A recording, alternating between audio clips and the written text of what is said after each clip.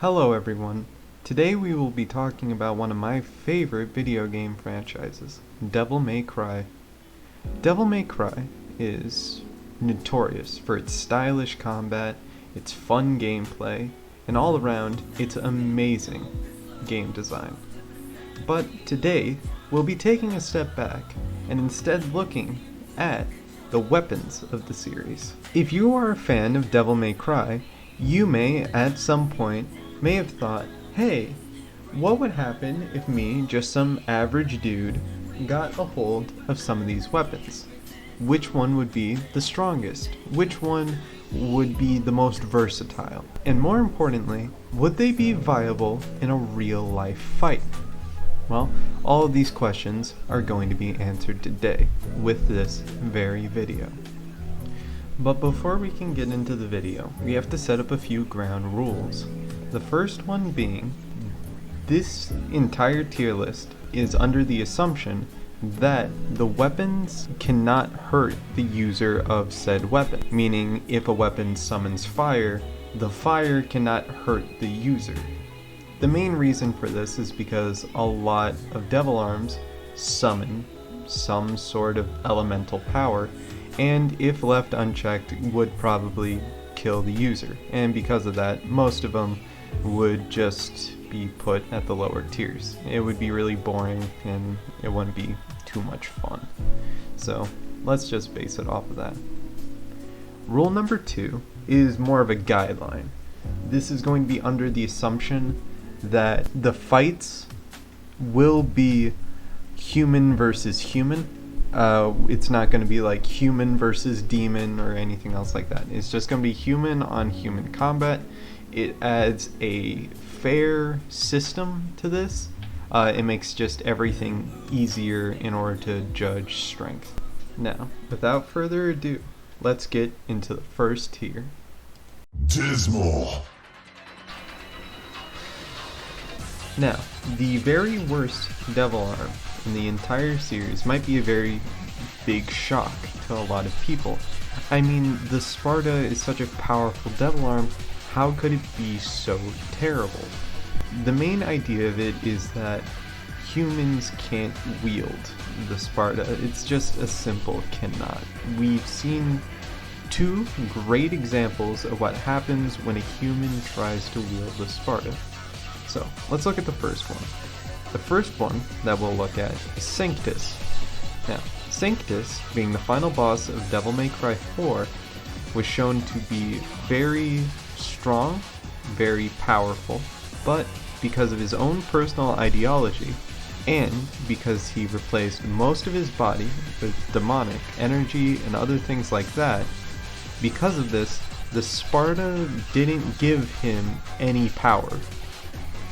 The Sparta, unlike other devil arms, has enough sentience to be able to dictate who is and isn't worthy of using it. Now, what dictates being worthy and unworthy of using it? Well, the main thing that we can look at is in Devil May Cry 5, Griffin, when talking to V, tells him that you have to be strong in both the mind and body in order to wield the Sparta. And then we get to see V try and wield it. See, V might be strong in the mind, but he's not strong in the body, and because of this, he can barely lift the thing. He has to drag it around. Then, let's look at the second example. We get Devil May Cry 3, Arkham. Arkham is probably one of the most famous examples of why using the Sparta doesn't work. When he was actually finally able to get a hold of the Sparta and actually unlock its power, he turned into a hideous, grotesque monster because the human body wasn't strong enough to hold all of that power, and because of that, the weapon is borderline worthless. Any weapon that has a better chance of mutilating the person who uses it versus their opponent is not a good weapon in my opinion. Being at the very bottom would have to be the Devil Sword Dante. The Devil Sword Dante being a mix of the Rebellion and the Sparta, it really only makes sense that the Devil Sword Dante would work the same as the Sparta.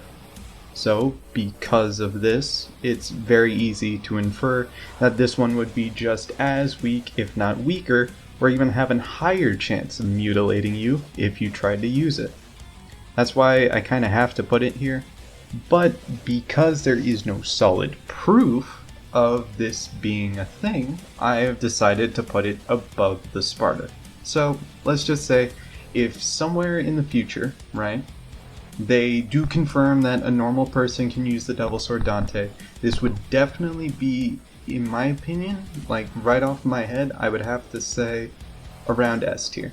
It is an amazing weapon to have, but again, it still falls under the same stipulations as the Sparta. This one, I have a feeling that most of you forgot even existed. The Nightmare Type B is a very interesting devil arm. It was created by Mundus himself to be a more controllable version of the boss from Devil May Cry 1, Nightmare. This weapon is very interesting, shooting out pure demonic energy that bounces around many different surfaces and does a very, very high amount of damage to any opponent standing in your way. Now, there are a few problems with it. In-game, this weapon, what it does is it sacrifices Devil Trigger by removing some of your gauge in order to fire it. But the main idea that I have is this. Now, keep in mind this is more of a theory, but again, it makes a lot of sense. By the looks of it, the weapon removes energy from the user in order to fire. Now again, it is really strong, but you are going to become more tired and exhausted the more you use it. Now I know what you're thinking, well, what proof do you have that that's even how it works? Well, see, my theory is this. See, Dante can use the weapon just fine when he's in Devil Trigger, which means that it's not taking demonic energy away from him. Because if it was, then it would just still take more away when he was in Devil Trigger. But it doesn't. So that would mean that it's taking away something else, which I believe to be Dante's stamina that it is removing in order to fire. So, because of the fact that this weapon directly kind of stunts the user in some way, it really has to stay down here in D tier. So, that is the end of D tier. Now, it's time to move on. Crazy! Now, this one is very simple. It's the Force Edge. The most normal devil arm in the game. It's just a sword. Nothing special about it. Now, it's at the bottom of this tier because unlike everything in the other tier before, this doesn't really hinder you in any way. It's just a sword, plain and simple. So, that's why it's going to stay right here at the bottom of C tier. So, this one is a lot more controversial if it should even be counted as a devil arm. So first, I have to justify that. The reason why it is more than likely a devil arm is because it was found in the ruins of the Temenegru. Even though it looks like a normal sniper, it still comes from hell.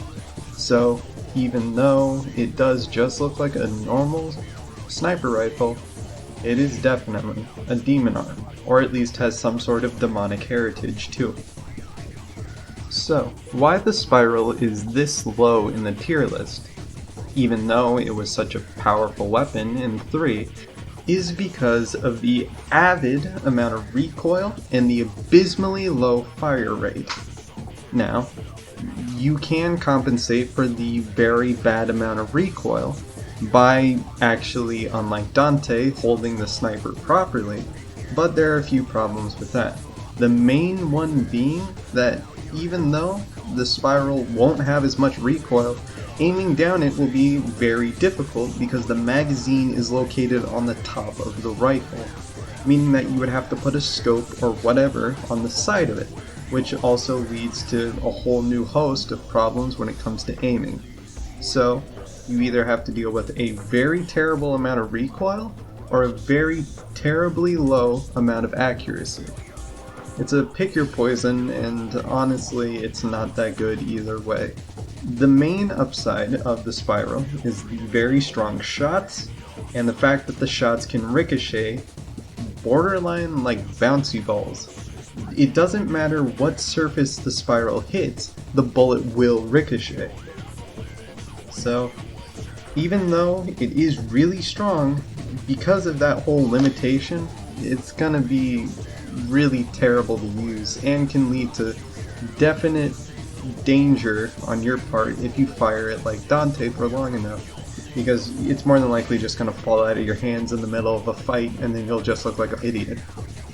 So that's why I have to put this one in C tier. Now this will start the series of gauntlet weapons, and we're starting off with the weakest, the Balrog. In my opinion, the reason why the Balrog is the weakest is due to a number of reasons. Some of the biggest ones being that its strength by itself isn't that good. It's not nearly as strong as Beowulf, Gilgamesh. It doesn't have strong elemental powers like any other devil arm. And because of this, it's in this awkward state where it's outclassed completely by every single one of its contemporaries. And the worst problem is that you have to manually switch between punching and kicking. Now I know what you're thinking, oh well, this is probably just Dante like over embellishing it. It's not.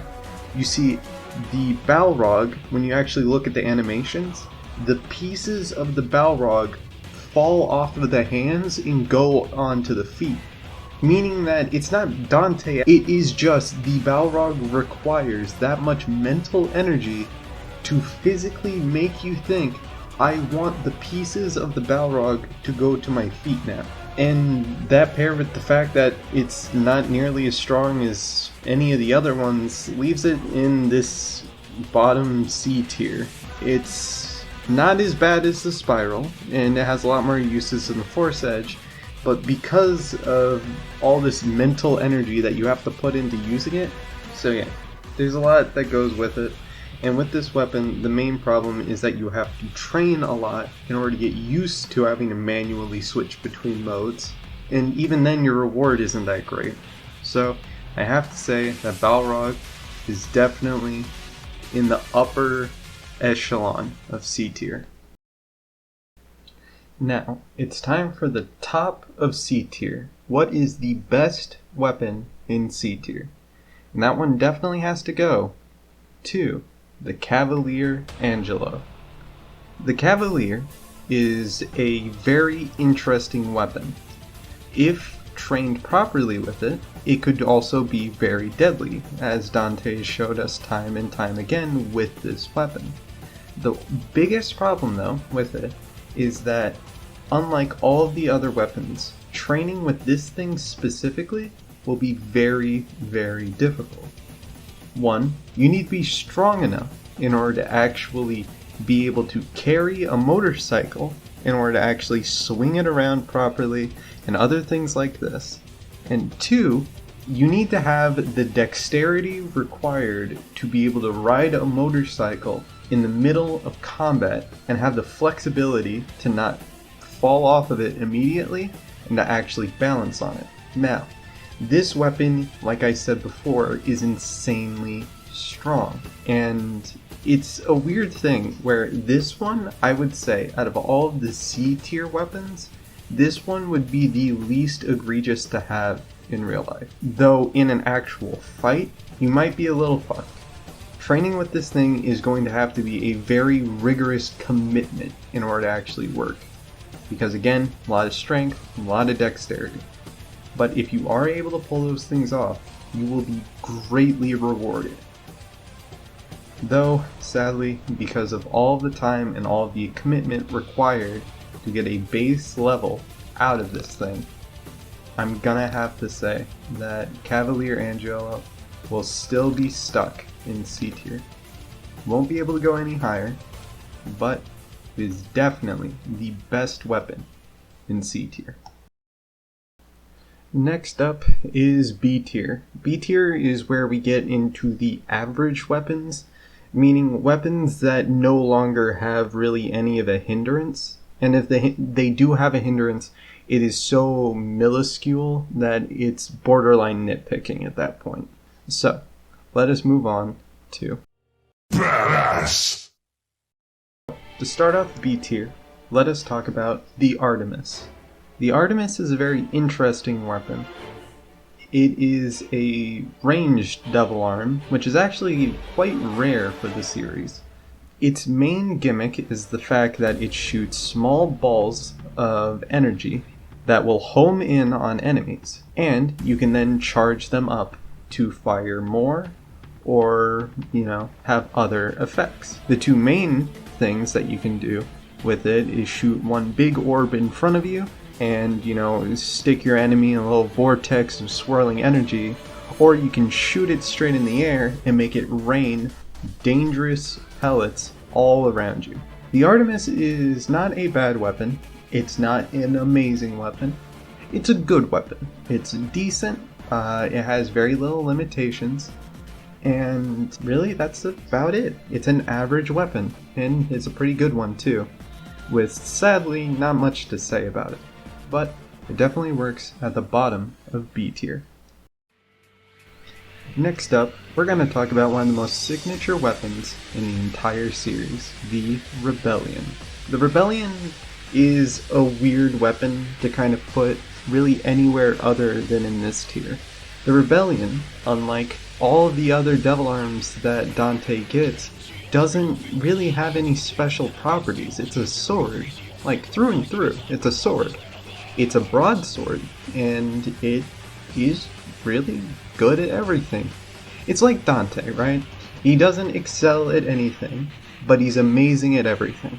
That's why his sword is perfect for him. His sword is weird in the sense that it has some magical / demonic properties to it, such as we can see in moves like Round Trip, it being able to suspend itself in midair and then come back to the user whenever the user wants it to. And then we have other abilities, such as Drive and Overdrive, showing that it does in fact have some demonic power within.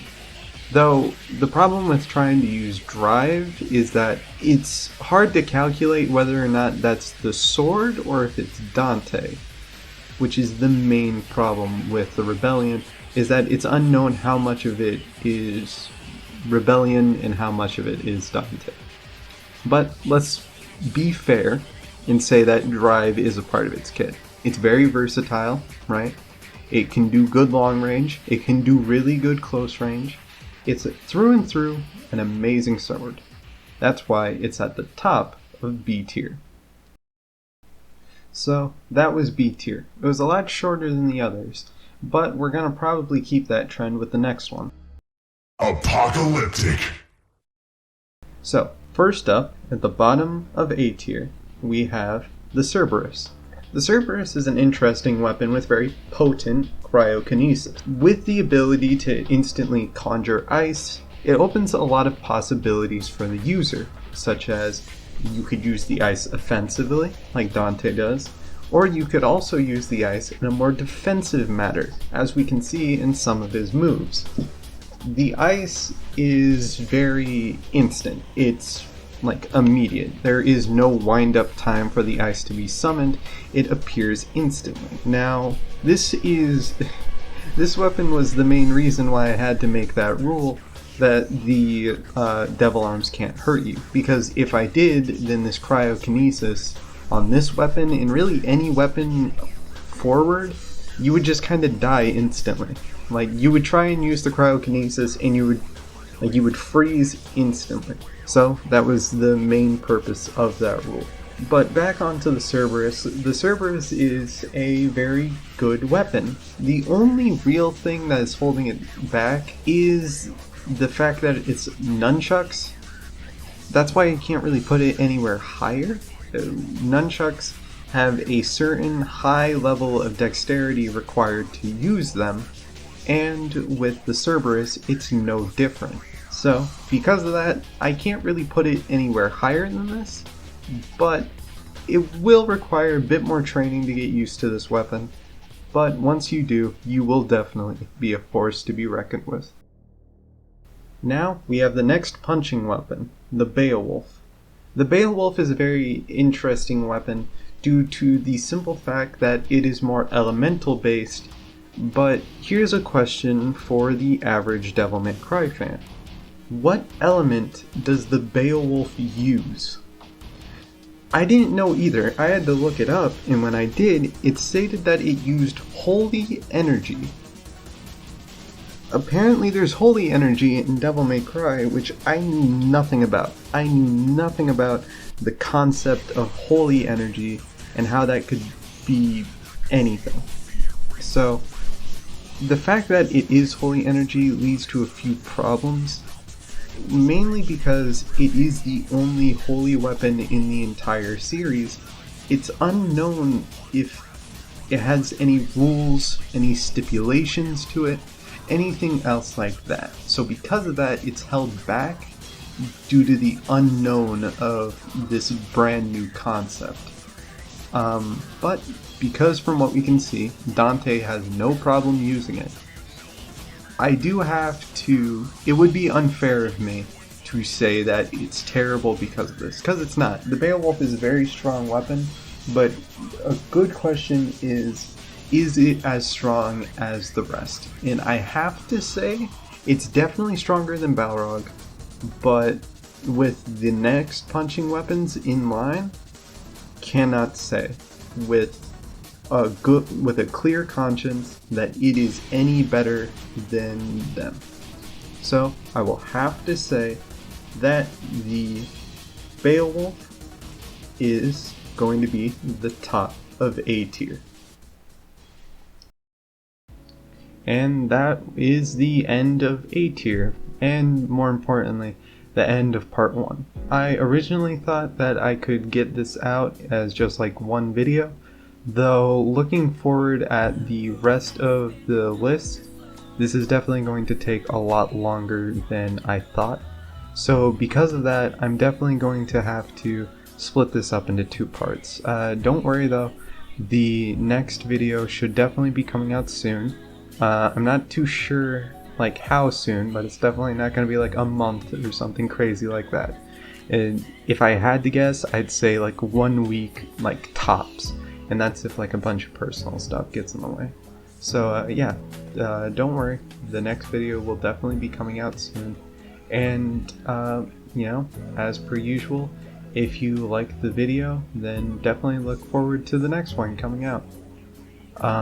This is my first time ever trying to do a commentary video or really anything like this, and honestly it's a lot of fun. I've always loved video editing and other things like this, and it's nice to have an outlet to enjoy these things without, you know, certain like scrutinies and other things like that. But don't worry, if you like did notice like any problems with anything, like if you have any criticism, I'm completely open to it. I have, like I said, this is my first time doing this type of thing, and I would greatly appreciate anyone who has any sort of criticism or anything else like that. But until the next video comes out, see you all later.